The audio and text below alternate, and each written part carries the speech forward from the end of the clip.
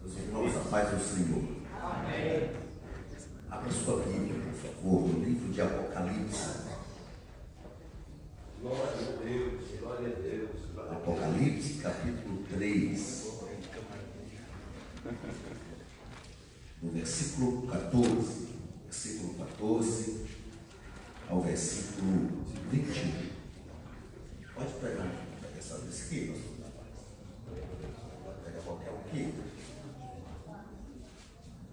Acho que esse é grande. É menor. Apocalipse, capítulo 3. Do versículo 14 ao versículo 21.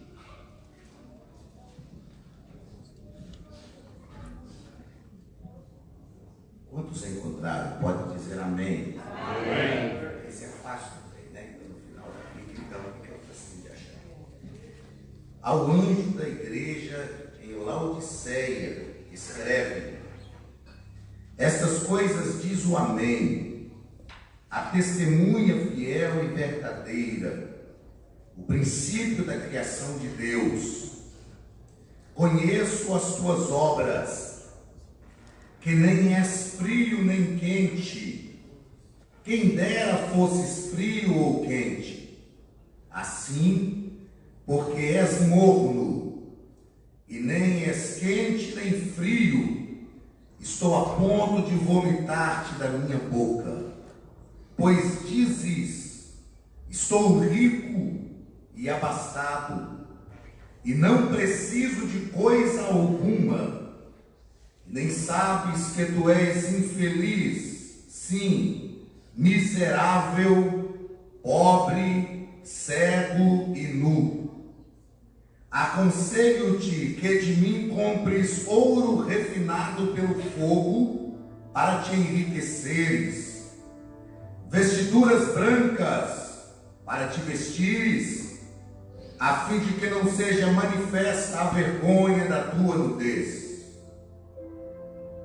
E colírio para ungires os olhos, a fim de que vejas. Eu repreendo e disciplino a quantos amo. Sê, pois, zeloso e arrepende-te. Eis que estou à porta e bato. Se alguém ouvir a minha voz e abrir a porta, entrarei em sua casa e cearei com ele e ele comigo. Ao vencedor, dar-lhe-ei sentar-se comigo no meu trono, assim como também eu venci e me sentei com meu Pai no seu trono. Quem tem ouvidos, ouça o que o Espírito diz às igrejas. Amém? Podeis assentar, meus queridos e amados irmãos. Meus irmãos, que bom estar com vocês aqui nesta noite. Bom estar aqui onde, como disse o pastor Welber e o pastor Tavares, onde tudo começou, né, pastor? Onde tudo começou. É sempre bom a gente lembrar de onde tudo começou, onde tudo começa. Sempre bom. Estou feliz por estarmos reunidos mais uma vez, feliz pela oportunidade de estar aqui com o pastor Tavares, com esta igreja, os demais obreiros aí estão, e o nosso irmão. Você ainda está nas aulas da academia? Renildo. Bom, Renildo perguntou aqui, e aí eu lembrei que eu queria ter falado lá. Eu faço parte de uma instituição, de uma organização chamada Academia de Pregadores. É só o nome que é esse, né? Não tem nada de lá, né, negócio de coisa superior, nada desse negócio. Eu não sou daqueles que têm mestrado, tem uns camaradas que vão pregar, pastor Welber. Eu falo, eu tenho mestrado em divindade. Eu penso que o cara já fez um estágio de 3 meses no céu, embora seja um curso de mestrado que se faz dessa área. Mas a Academia de Pregadores é hoje um dia desses irmão me repreendeu, falou que pediu o pessoal para não falar, mas a verdade é que pela extensão da Academia de Pregadores, eles estão em cerca de 48 países, ou está sendo vista em cerca de 48 países, e é a maior instituição de teologia online. O objetivo da Academia de Pregadores não é substituir nenhum seminário teológico presencial, mas ela oferece, numa só plataforma digital, diversos cursos de teologia online. Então lá tem o curso médio em teologia e diversos outros cursos. Eu leciono algumas disciplinas da Academia de Pregadores, alguns cursos estão lá na plataforma, mas todas as semanas a Academia de Pregadores libera gratuitamente as aulas de escola bíblica dominical. Então são aulas preparatórias para professores de escola dominical. Mês que vem eu vou a Florianópolis, que é onde está são os estúdios da Academia de Pregadores. Eu fico 2 dias, em 2 dias eu gravo as 13 lições. É uma maratona e são lições que são disponibilizadas gratuitas. Então, se você quiser assistir toda semana, na segunda-feira libera a aula. É só você digitar lá no YouTube EBD Academia de Pregadores. Aí vai aparecer lá a aula da semana. Se alguém quiser que eu encaminhe a aula, eu passo o número do telefone, do WhatsApp no final, eu adiciono lá numa lista de transmissão que já chega direto para cada um, tá bom? Então, eu queria ter falado isso porque sempre nos lugares que a gente vai, a gente está fazendo essa divulgação da Academia de Pregadores. Mas vamos ao texto da Palavra de Deus. Quanto tempo que eu tenho, pastor? São 8h10 aí. Uma hora. O livro de Apocalipse é, no Novo Testamento, o livro das revelações. Eu disse ontem, hoje pela manhã, aliás, que o Antigo Testamento é dividido em 4 grandes blocos de livros. O Novo Testamento também. Os blocos de livros do Novo Testamento são os biográficos, que são os livros que falam sobre a pessoa e obra de Cristo. O livro histórico, que é o livro de Atos do Espírito Santo através da igreja, que nós conhecemos como Atos dos Apóstolos. As cartas, que são um compêndio doutrinário, então os doutrinários, e o livro das revelações, o livro de Apocalipse. O livro de Apocalipse, escrito por João, o apóstolo, enquanto ele estava exilado na ilha de Patmos. João foi exilado na ilha de Patmos, que era o lugar onde se mandava condenados para morrer ali, era um exílio. E enquanto João estava na ilha de Patmos, Deus lhe deu as revelações do Apocalipse, que são revelações importantes, fundamentais para a vida da igreja, revelações escatológicas.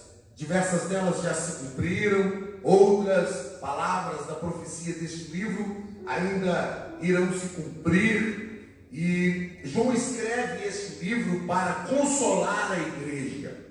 Ao contrário do que muitos pensam, que Apocalipse foi escrito por João a fim de que a gente fique nos prendendo a questões escatológicas e figuradas do Apocalipse, que foram revelações para João e para a igreja daquele tempo.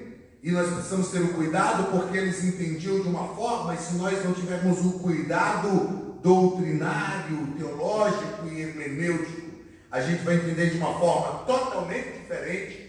Apocalipse também não é um livro para a gente ficar perguntando diversas coisas que a própria Bíblia não responde.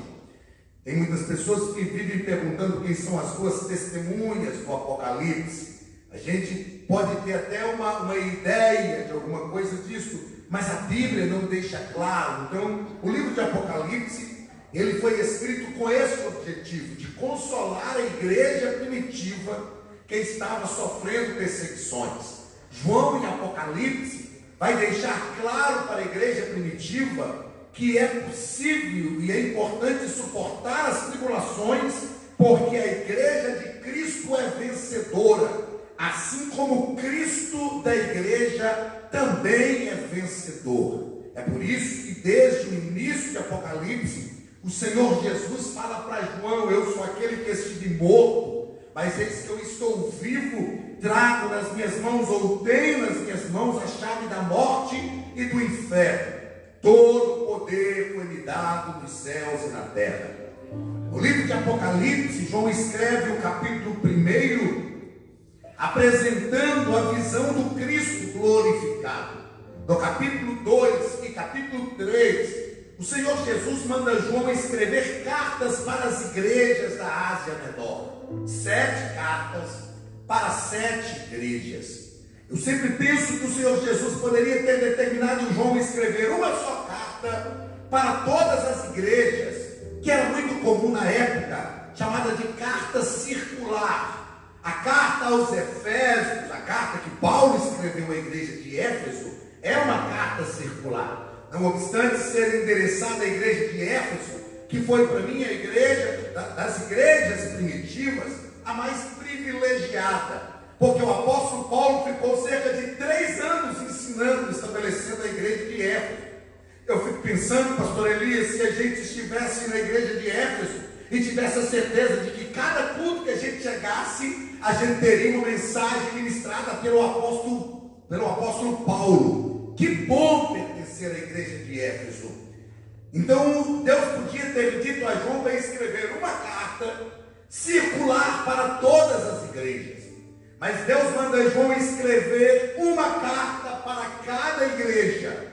E eu aprendo que quando Deus manda João escrever uma carta para cada igreja, totalizando 7 cartas, Deus está nos ensinando que haviam peculiaridades naquelas igrejas, haviam problemas e situações específicas em cada uma daquelas igrejas, e Deus queria falar especificamente com cada uma das igrejas, porque Deus é um Deus que conhece a igreja, Deus é um Deus que se importa com a igreja, Deus é um Deus que ama a igreja, Deus é um Deus que fala com a igreja, Deus é um Deus que conduz a igreja, Deus é um Deus que exorta a igreja, que consola a igreja, que envolve a igreja, que fortalece a igreja, que mantém a igreja de pé.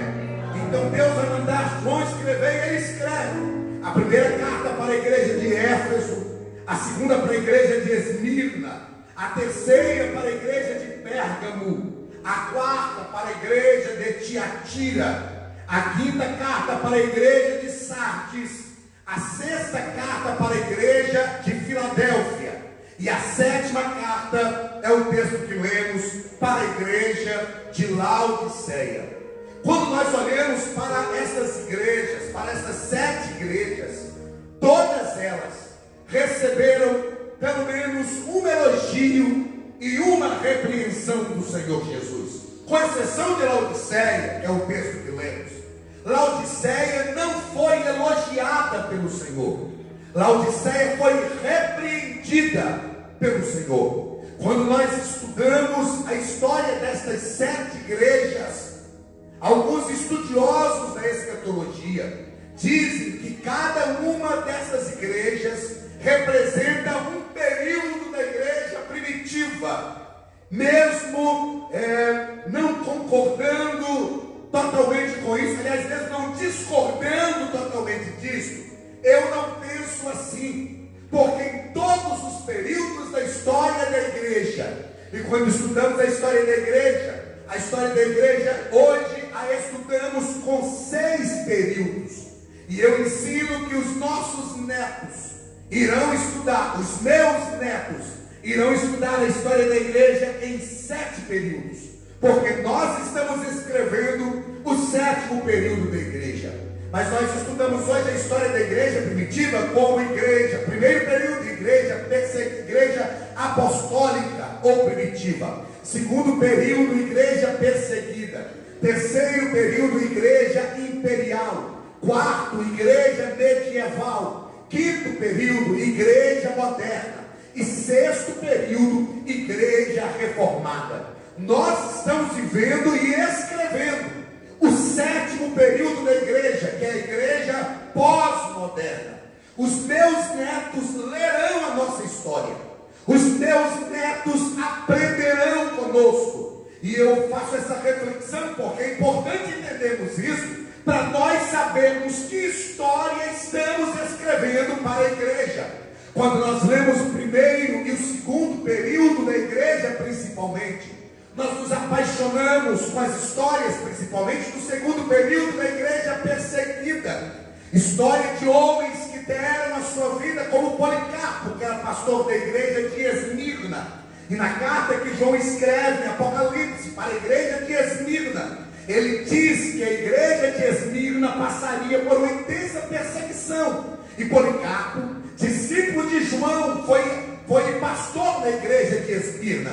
E a história diz que pegaram Policarpo, amarraram e armaram uma fogueira e disseram: Policarpo, nega o nome de Jesus e nós não te mataremos. Policarpo disse: há 86 anos eu tenho servido, ele tem sido meu Senhor, pastor e mestre. Como, pois, eu negaria agora? Acendam as chamas, porque a minha alma nela está com meu Senhor.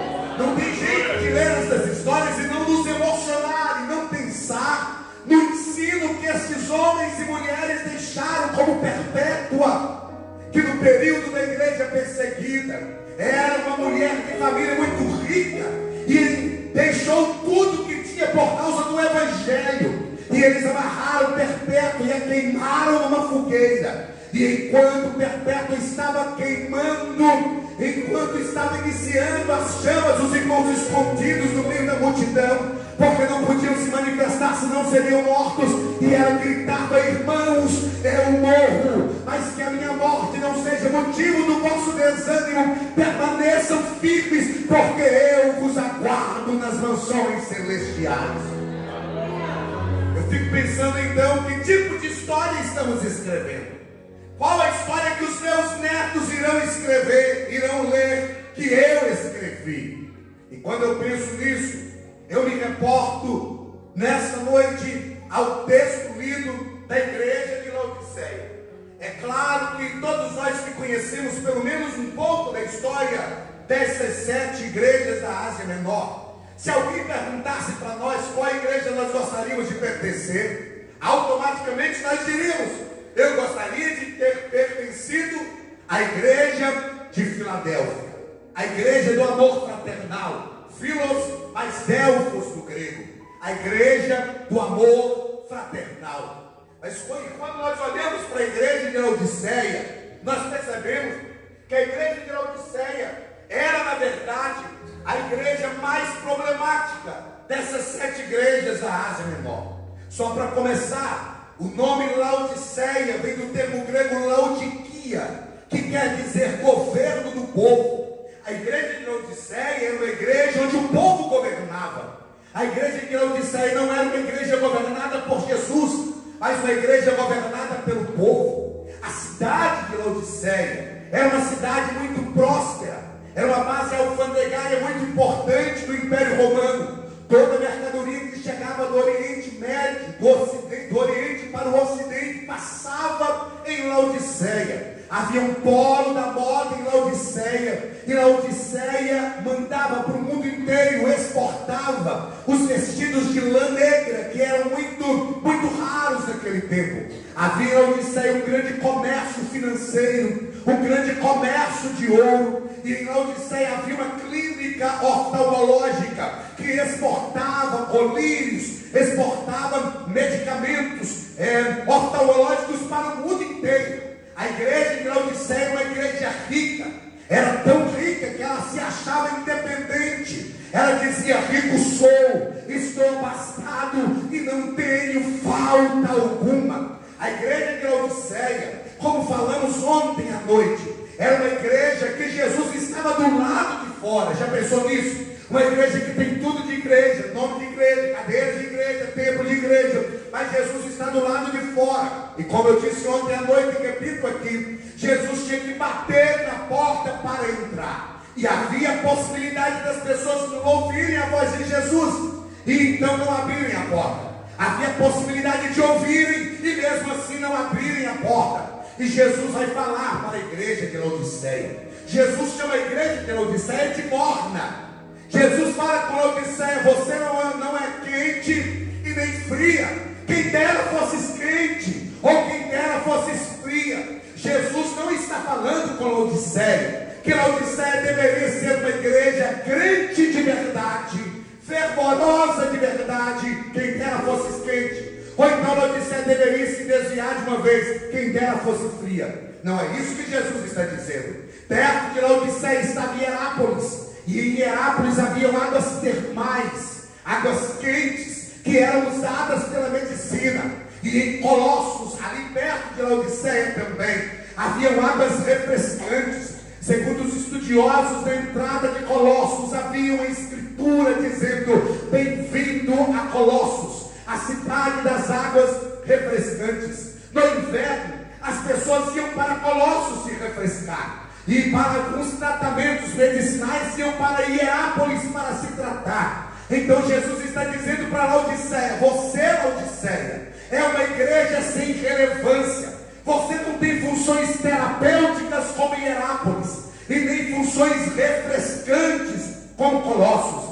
Jesus está dizendo para Laodiceia: você é uma igreja que não influencia ninguém. Você é uma igreja que não tem relevância na vida de ninguém. E isso é lamentável, porque a igreja precisa ser relevante, a igreja precisa influenciar, a igreja precisa transformar o lugar onde ela está. Quando olhamos para a igreja de Laodiceia, se a gente conversasse com o pastor presidente dos ministérios ou da convenção local, digamos assim, nós queríamos a ele: vamos mandar uma comissão para a igreja de Laodiceia, vamos fazer uma comissão para Laodiceia, para fazer uma auditoria na igreja de Laodiceia, para ver o que a gente faz com aquela igreja. Eu acredito que se alguns de nós estivéssemos aqui, talvez se eu estivesse nessa comissão, eu voltaria dizendo: tem que fechar as portas de Laodiceia. Laodiceia não é igreja, Laodiceia só tem nome de igreja. Laodiceia, na verdade, envergonha o evangelho. Laodiceia é uma igreja que tem que acabar. Laodiceia é uma igreja que não pode permanecer. Vamos fechar as portas de Laodiceia, vamos desistir de Laodiceia. Laodiceia não tem jeito de sobreviver. Laodiceia é uma igreja perniciosa para a comunidade local. Laodiceia é uma igreja que não depende de Cristo. Vamos fechar as portas de Laodiceia. Mas quando eu olho para a igreja de Laodiceia, eu vejo em Laodiceia, por incrível que pareça, eu já vou tirar esse paletó, tá? Por incrível que pareça, não é um paletó que eu vou tirar. Por incrível que pareça, eu vejo em Laodiceia algumas coisas que me alegram.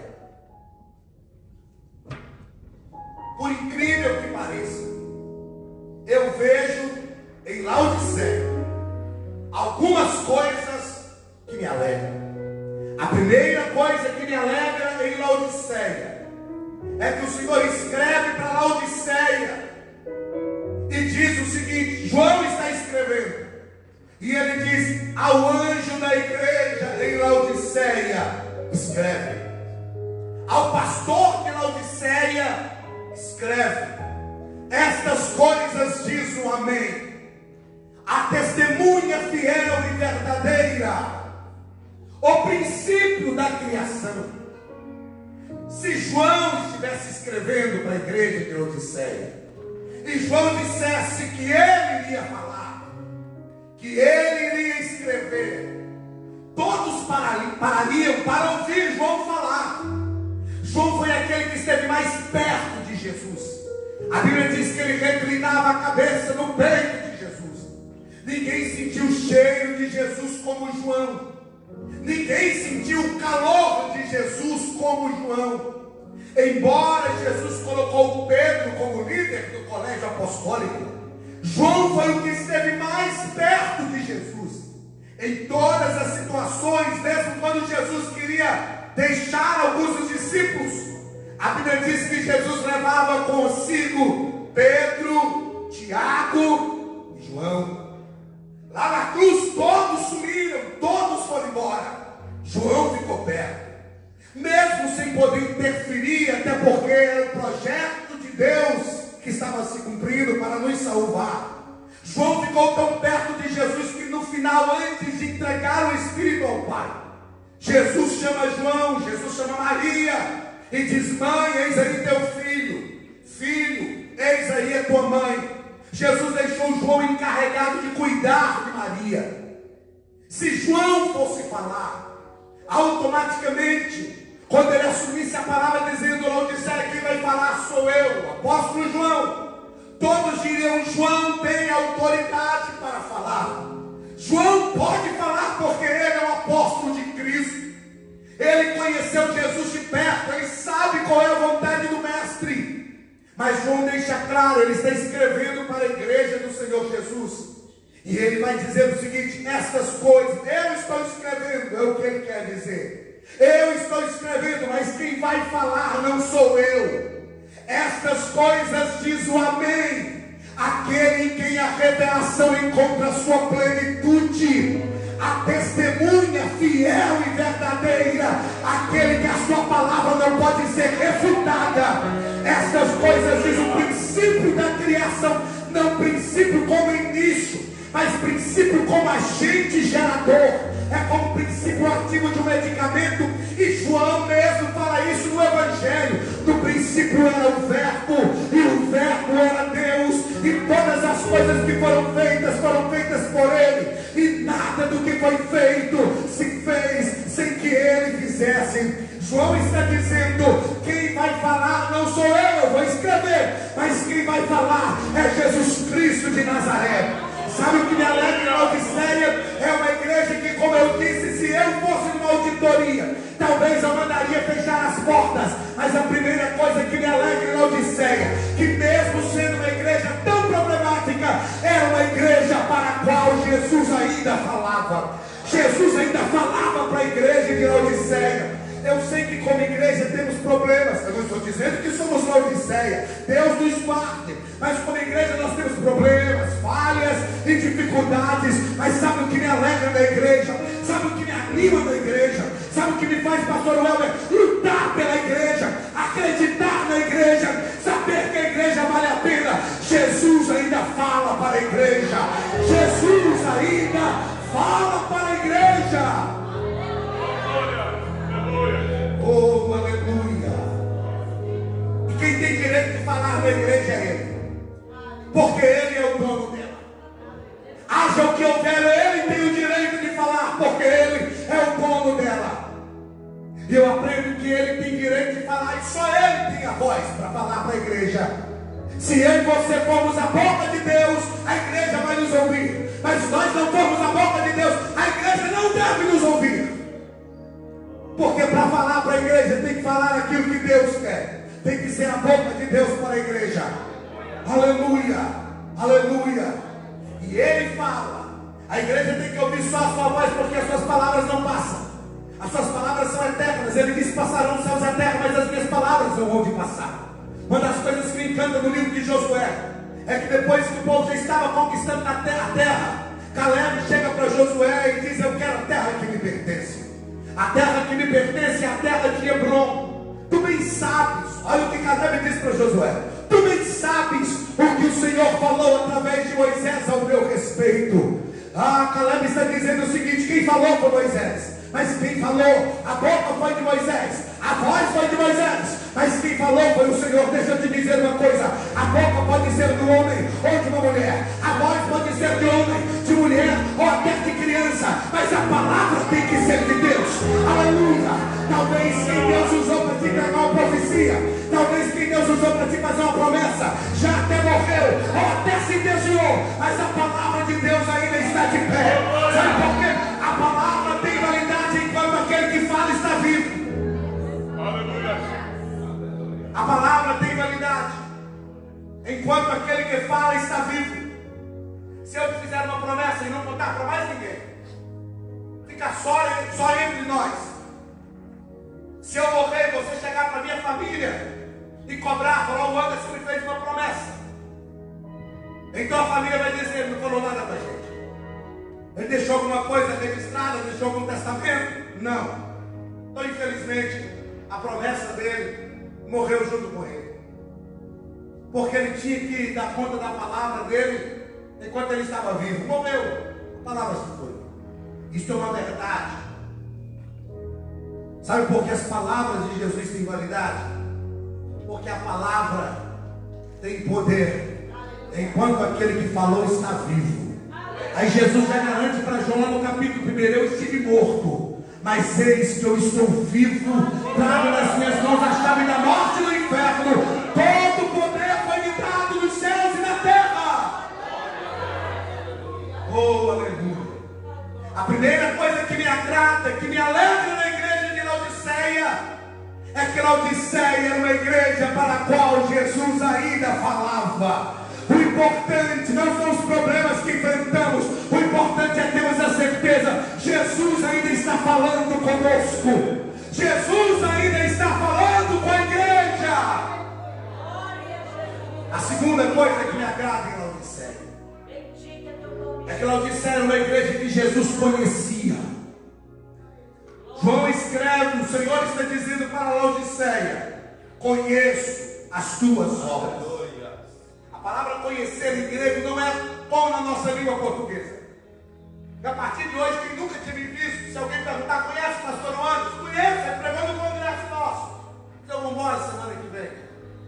E a gente fala que conhece, porque a gente já encontrou. Conhece Pierre, conhece Tiago, conheço, aí 5 anos no congresso. Conhecer na língua grega não é assim, que é o original do Novo Testamento. Conhecer é conviver. Conhecer é estar junto. Conhecer é morar debaixo do mesmo teto. Quem nos conhece de verdade é a nossa família, esposa, filhos, esposos, que convive com a gente, conhece os defeitos da gente e ama a gente a si mesmo. O que Jesus está dizendo para Laodiceia é o seguinte: você está andando todo errado, mas eu estou convivendo com você, Laodiceia.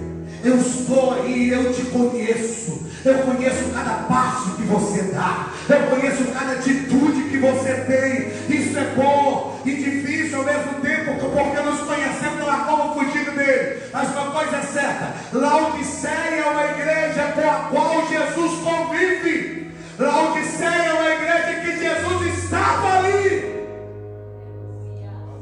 Ele estava ali, por incrível que pareça. Pastor, mas Jesus estava do lado de fora, mas ele sabia quem era a igreja. Ele conhecia quem estava lá dentro. Ele conhecia cada problema, cada dificuldade, ele estava perto. Como é bom quando Jesus convive conosco. Como é bom quando Jesus está perto da gente. Porque na hora da adversidade a gente vai dizer: tu me conheces. Tu sabes quem eu sou, aleluia. Na hora que a gente precisa de uma transformação, a gente vai dizer: transforma a minha vida. Como o salmista: sonda-me, Senhor, e me conhece. Quebranta o meu coração, vê se há em mim algum caminho mau. Sonda o meu coração, vê se há em mim algum caminho mau, e guia-me por caminhos eternos. Laodiceia era uma igreja que Jesus conhecia. A terceira coisa que me agrada, que me alegra em Laodiceia, é que Laodiceia é uma igreja que Jesus aconselhava. Jesus diz assim para Laodiceia: aconselho-te. Já viram que às vezes o pastor vai aconselhar alguém na igreja, e talvez alguém que dá muitos problemas ao longo da caminhada cristã, e alguns irmãos dizem assim: deixa para lá, pastor, não aconselha mais não, isso aí não vale a pena. Não vale a pena gastar energia com essa pessoa. Não vale a pena gastar tempo. Alguns falam: perder tempo com essa pessoa. Quando Jesus diz para Laodiceia assim: eu vou te dar um conselho, Jesus está dizendo para Laodiceia: sabe por que eu vou te aconselhar? Porque você, Laodiceia, mesmo sendo a pior igreja da Ásia Menor, é uma igreja que para mim ainda vale a pena. Laodiceia é uma igreja que para Jesus valia a pena. Enquanto muitos desistiriam de Laodiceia, Jesus não desiste. Aleluia. Eu aprendi a não desistir de quem Jesus não desistiu. Pode ter um crente na igreja problemático, não desista dele. Talvez ele vai ser a pessoa que vai te ajudar em alguma situação amanhã. Cuide dele. A igreja é um lugar onde nós não abandonamos as pessoas. A igreja não pode ser um exército que abandona os soldados feridos. A igreja não pode indicar quem vai entrar e quem vai sair do céu. Quem vai entrar e sair do céu, o problema é com ele e o Senhor Jesus. Como igreja, nós somos a agência do reino. Aleluia! Somos a agência do reino. A igreja tem que ser um lugar do acolhimento. A igreja tem que ser terapêutica. A igreja tem que ser um lugar de onde nós devemos ser tratados, corrigidos, mas com amor, exortados, mas envolvidos pela presença do Espírito de Deus. Aleluia! A igreja é o lugar onde os fracos têm vez. A igreja é o lugar onde os doentes são curados, onde as pessoas são resgatadas, regeneradas, transformadas, limpas pelo poder da palavra e do sangue de Jesus. Laodiceia pode ser a pior igreja, mas o Senhor diz para mim: você vale a pena, então eu vou te aconselhar. Eu vou te aconselhar. A quarta coisa que me alegra em Laodiceia. Laodiceia era uma igreja que o Senhor amava. O Senhor disse para Laodiceia: eu repreendo, eu disciplino, mas é porque eu amo. Se você ler as cartas, você vai aprender que só para Laodiceia Jesus disse que amava. Só para Laodiceia. Embora ele não faça nenhum elogio para Laodiceia, mas ele diz para Laodiceia: eu te amo. Eu me lembro de um dia que o meu filho Ben-Hur, que vai fazer 18 anos, ele tinha 14 anos. E um dia, no meio daquelas crises da adolescência, ele falou comigo assim em casa: eu estou doido para completar 18 anos, que eu vou embora dessa casa.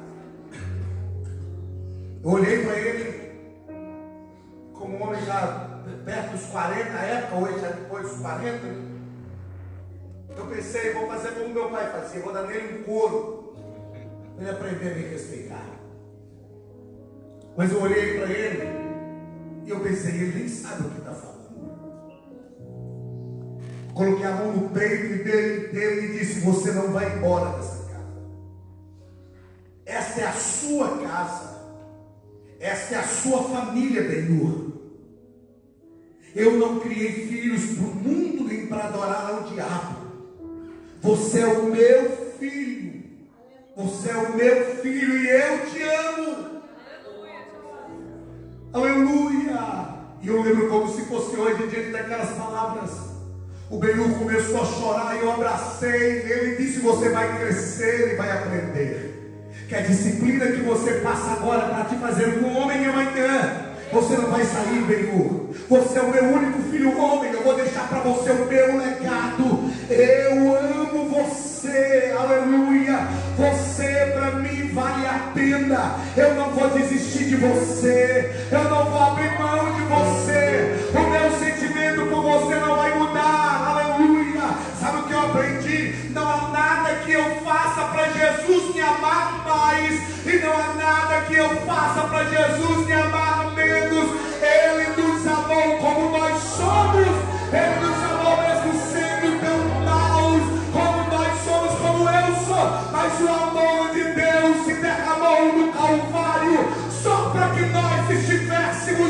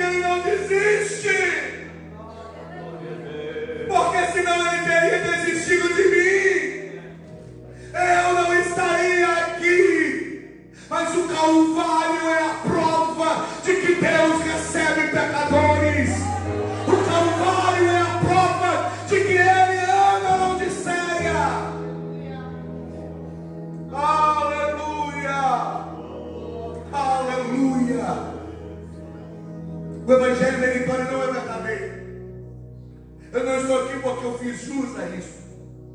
Ah, pastor, mas a gente paga o preço. Não, mas eu não paguei preço nenhum. Quem pagou o preço foi Jesus. A renúncia que eu consigo fazer é porque a graça de Deus já me alcançou. Se não fosse a graça, eu não conseguiria renunciar nada. Então o mérito não é meu, o mérito é dele. Não é porque eu sou bom, é porque a graça me alcançou. Eu costumo dizer que se Jesus me salvou e fez de mim um obreiro, ele faz de qualquer um. Ele faz de qualquer um, aleluia. Eu quero lhe dizer que Deus te trouxe aqui nesta noite para ouvir esta palavra. Tem pessoas aqui que precisavam ouvir esta palavra. Ele não desiste de você. Ele não abre mão de você. Você para ele vale a pena. Jesus te ama como ninguém te amou. E haja o que houver, ele não vai deixar de te amar nunca.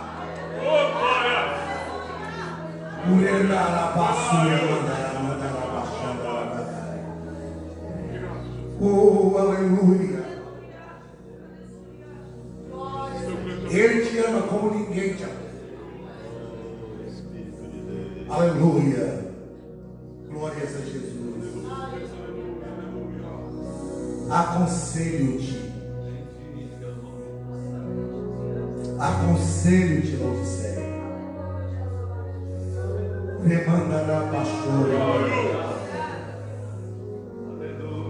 Eu quero te convidar a fechar os teus olhos e pensar nisso agora. Aconselho-te. Aconselho-te. O quanto que você vale a pena para Jesus.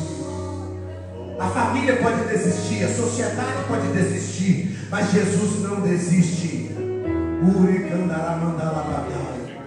Ele não desiste de você.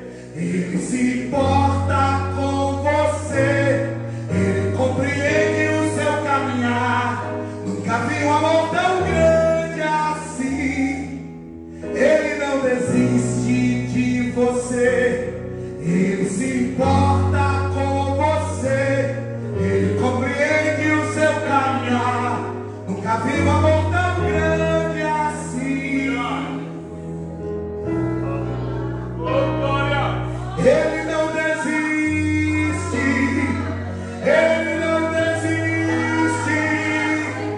Oh, ele não desiste. Não desiste. Ele não desiste. Não desiste. Não importa quem você é, não importa quem você foi, Deus compreende o seu caminhar também. Quantas vezes você caiu tentando acertar, mas a tristeza e o desespero te fizeram chorar. Quanto importa que você foi, quando a escuridão da noite apaga o seu passado, e não desiste de você. Ele não desiste de você. Ele se importa com você. Ele compreende o seu caminhar. Nunca vi um amor tão grande assim. Escute-me aqui que eu lembrei de uma coisa. Deixa só o Pierre aqui no teclado. Eu tinha cerca de 15 anos de idade. Passei a minha maior crise espiritual. Filho de crentes. Eu ouvi as pessoas que haviam se convertido depois de uma certa idade, chegaram na igreja e falarem assim: Jesus me salvou, me livrou, me resgatou, eu tive o prazer de ser crente. E um dia eu comecei a pensar: por que eu sou crente? Será que eu sou crente porque eu não acostumei ir para discoteca naquela época, lá pela década de 90, não tinha boate, era discoteca? Será que eu sou crente porque eu aprendi para a igreja? Será que eu sou crente porque ir para a igreja virou uma agenda social? Não sei fazer outra coisa no domingo à noite, eu não sei ir para a igreja? Eu comecei a orar a Deus, pedi a Deus que me fizesse ter prazer em ser crente. No meio disso, no meio daquelas crises da adolescência, eu já era batizado com o Espírito Santo, já cantava na igreja, envolvido nas coisas da igreja. Comecei a pregar lá depois dos 16 anos. E às vezes eu falhava, cometia uma falha, pedia perdão a Deus, orava. Quantas vezes eu deitava na minha cama e tinha um medo terrível de ir para o inferno. E eu orava e falava: Deus, eu não quero ir para o inferno.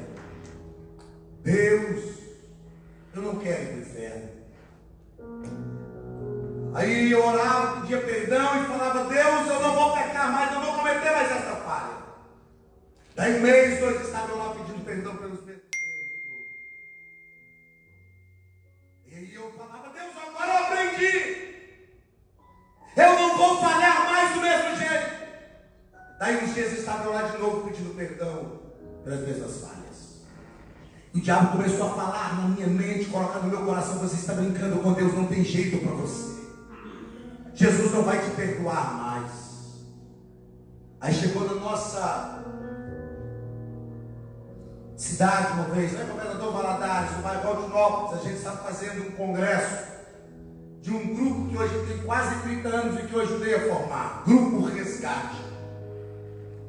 Foi um irmão lá da cidade de Fabriciano, cantor, e ele cantou um hino, não sei se você conhece quem é, Armando Filho, que diz: quantas vezes quiseste então mudar seu pensar, seu modo de agir, e ao sentir que nada adiantou, foi tudo em vão. Ó irmão, eu sei que foi ruim, mas uma coisa eu quero lhe dizer: Deus te ama assim como tu és, mesmo quando muitos dizem que não há mais solução. Meu Senhor estende a sua mão.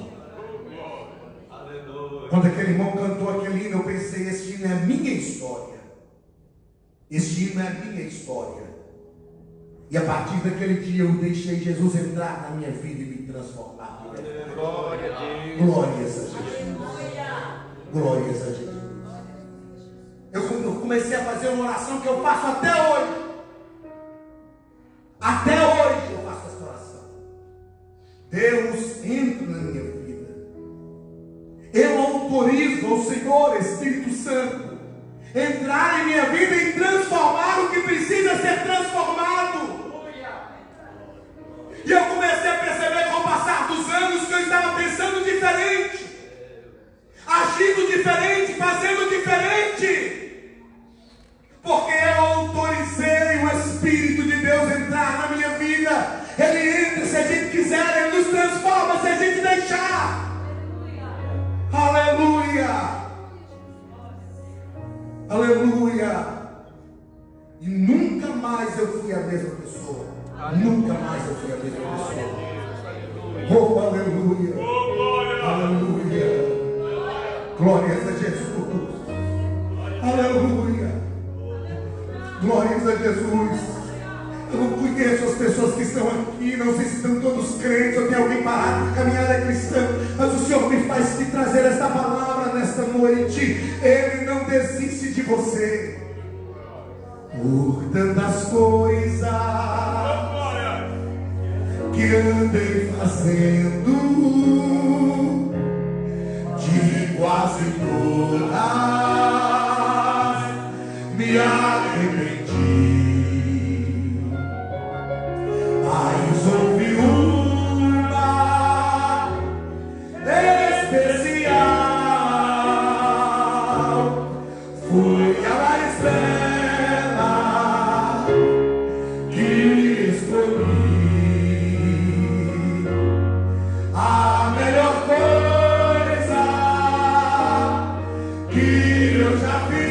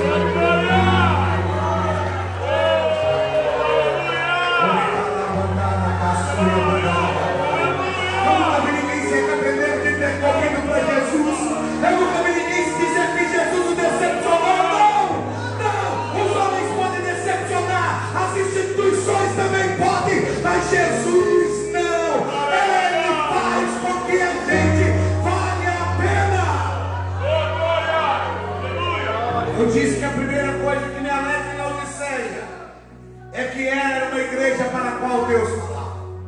A segunda coisa que me alegra em Laodiceia é que era uma igreja que Jesus conhecia. A terceira coisa que me alegra em Laodiceia, que era uma igreja que para Jesus valia a pena. Ele diz: eu vou te aconselhar. A quarta coisa que me alegra em Laodiceia é porque Jesus repreendia, mas é uma igreja que Jesus amava. A quinta e última coisa que me alegra em Laodiceia, Jesus disse para Laodiceia: ao vencedor.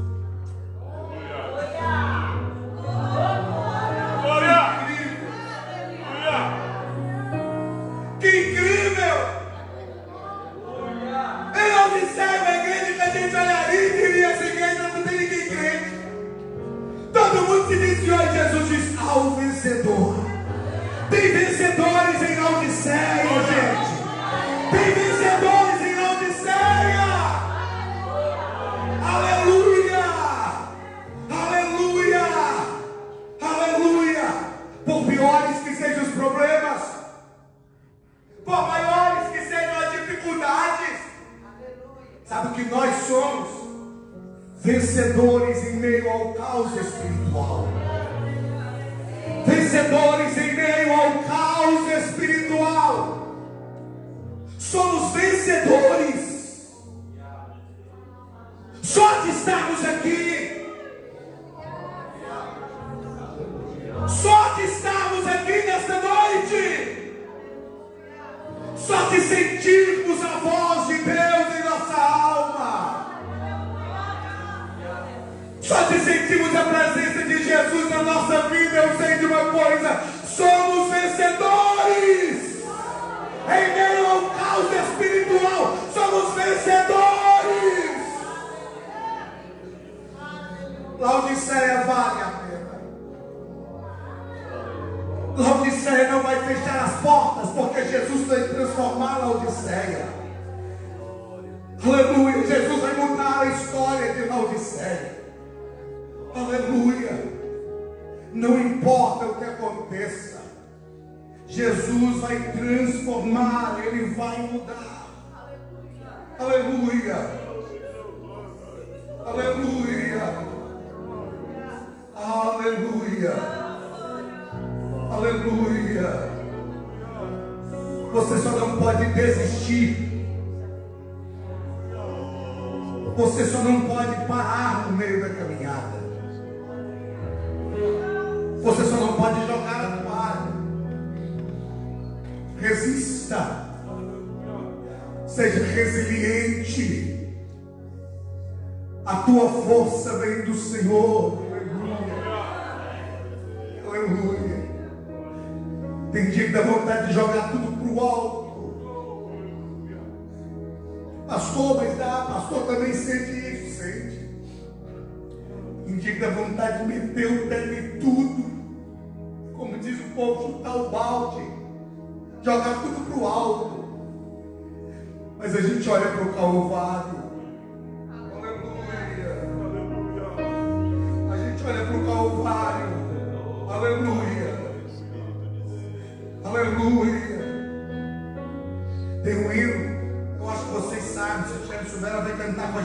vou encerrar as minhas palavras, que diz: sua morte ali na cruz, carregando a minha dor, você se expôs por mim. Aleluia. A cruz do Calvário é a nossa vitória. Na cruz do Calvário é onde nós nos fortalecemos. Aleluia. Você não pode desistir, você não pode parar. Se Laodiceia era uma igreja que valia a pena, imagine nós que sentimos a presença, que Jesus não está do lado de fora, Ele está do lado de dentro, envolvendo a nossa vida, tomando a nossa alma, nos encorajando. Eu quero te convidar a ficar de pé no seu lugar, por favor. Aleluia. Glória a ti, Espírito Santo. Aleluia. Nós te adoramos. Vamos cantar. E se tem alguém que nessa noite está parado na caminhada cristã, pensando em desistir, eu quero te convidar aí à frente, nós vamos orar por você.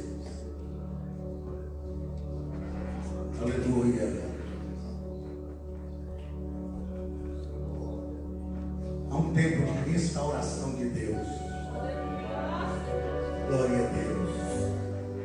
Sua morte ali na cruz, carregando a minha dor, você se expôs por mim. Deus Todo-Poderoso, Pai. Se entregou em meu lugar e me deu a nova chance. Eu vou recomeçar. Aleluia. Vou deixar na cruz tudo que passou, tudo que ficou pra trás. Aleluia. Olho pra você, corro pra você, seu amor me chama.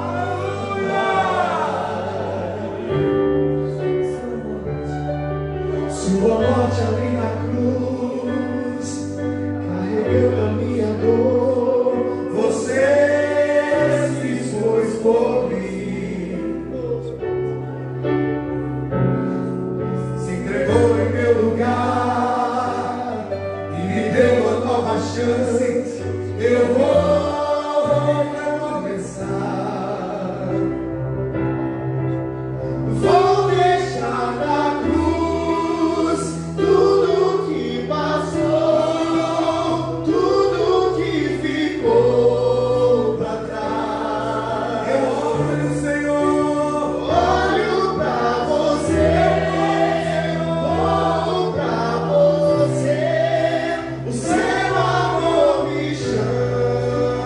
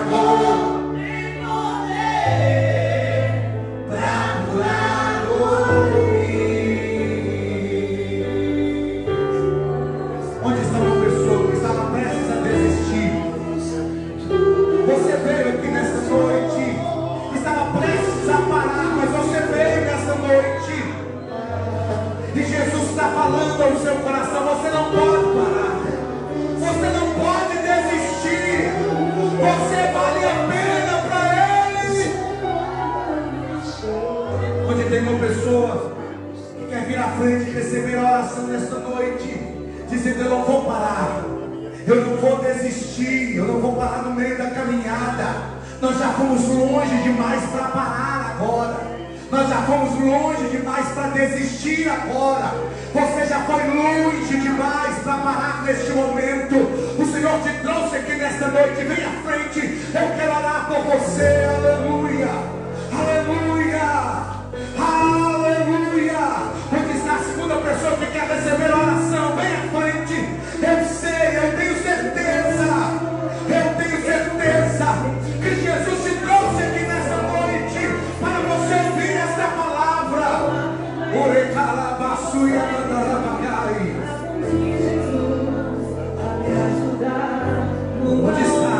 a terceira pessoa? Vem aqui à frente, eu quero orar por você. Aleluia, aleluia, aleluia. As mãos de Jesus haverá um milagre dentro de mim. Vem descendo o rio, na vida, este rio que manda lá na cruz, ao lado de Jesus. Haverá um milagre dentro de mim. Vem descendo o rio, pra me dar a vida, este rio que manda lá na cruz, ao lado de Jesus. Aquilo que parecia impossível, aquilo que parecia não ter saída, aquilo que parecia ser minha morte, mas Jesus mudou minha sorte. Sou milagre, estou aqui. Aquilo que parecia impossível, aquilo que parecia não ter saída, aquilo que parecia ser minha morte, mas Jesus mudou minha sorte. Sou milagre, estou aqui. Usa-me. Onde está a terceira pessoa? Eu sei que você está aí. Usa-me. Eu sei que você está aí. Eu quero te servir. Jesus te ama. Ele te trouxe nesta noite para dizer que Ele não vai desistir de você. Usa-me, ó filho de Davi. Aquilo que parecia impossível, aquilo que parecia não ter saída, aquilo que parecia ser minha morte, mas Jesus mudou minha sorte. Sou milagre, estou aqui.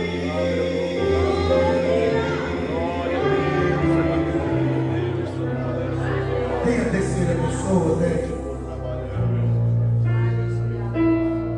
tem a terceira pessoa. Sabe por que eu estou insistindo? Porque o Espírito Santo diz ao meu coração que você ainda não veio. Você não pode sair daqui nesta noite como entrou.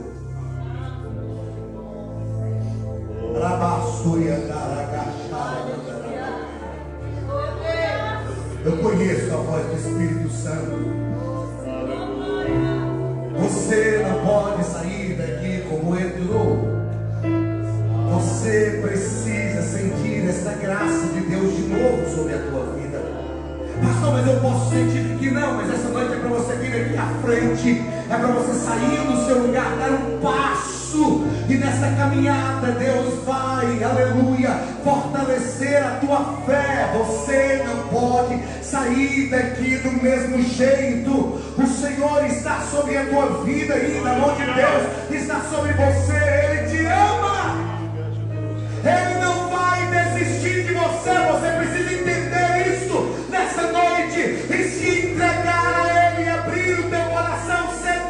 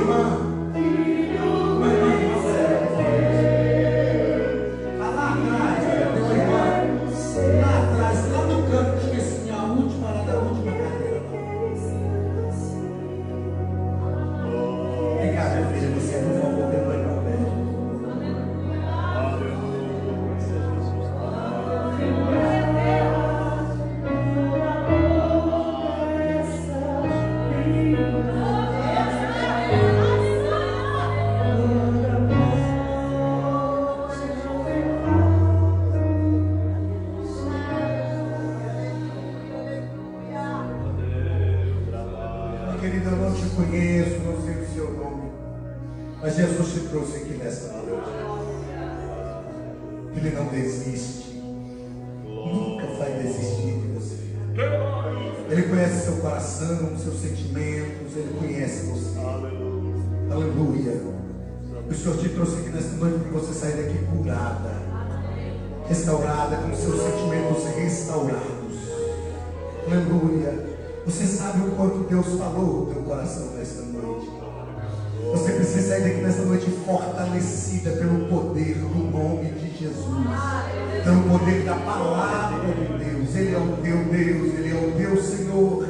Ele nunca te abandonou, Ele nunca te deixou. E sobre maneira de dizer que as situações difíceis são tão somente uma ferramenta de Deus para te moldar. Ele está te moldando, trabalhando em sua vida. Não desista, não pare, porque o Senhor te dá aquilo que você precisa nesta noite para a tua alma. Receba a paz de Deus sobre a tua vida. Receba a graça de Deus sobre o teu coração. Receba o consolo de Deus para a sua alma. Receba a alegria do Espírito Santo. Aleluia. Bendito seja o nome de Jesus. O diabo não vai tomar a tua vida. O diabo não vai tomar a tua alegria. Ele é o teu Deus. Ele é o teu Senhor. Aleluia. E Ele vai mudar a tua história. Ele vai transformar a tua vida. Eu quero te pedir que estenda as mãos aqui para frente, por favor. Senhor, muito obrigado. Glória. Glória. Muito obrigado, Jesus. Oh, glória. Obrigado por nos fazer sentir a tua graça nesta noite, Pai Deus. Obrigado por nos garantir que tu és o nosso Deus e está conosco. Aleluia. Oh, aleluia. Aleluia. Derrame a tua graça agora sobre os teus filhos que vieram das terras. Derrame a tua graça sobre a tua filha, Senhor. Aleluia. Sobre o teu filho. Derrame a tua graça sobre a tua serva, Deus. Em nome de Jesus, Senhor, nós te adoramos. Porque tu és o Deus que nos faz valer a pena. Oh, Senhor, fortaleça o teu povo. Fortaleça os teus filhos, Senhor. Em nome de Jesus. Que a tua mão continue estendida, nos sustentando, nos ajudando em todas as circunstâncias e situações. Nós te adoramos, Senhor. Declaramos a nossa dependência de Ti e tributamos ao Senhor todo louvor, toda honra e toda glória, em nome de Jesus. Amém.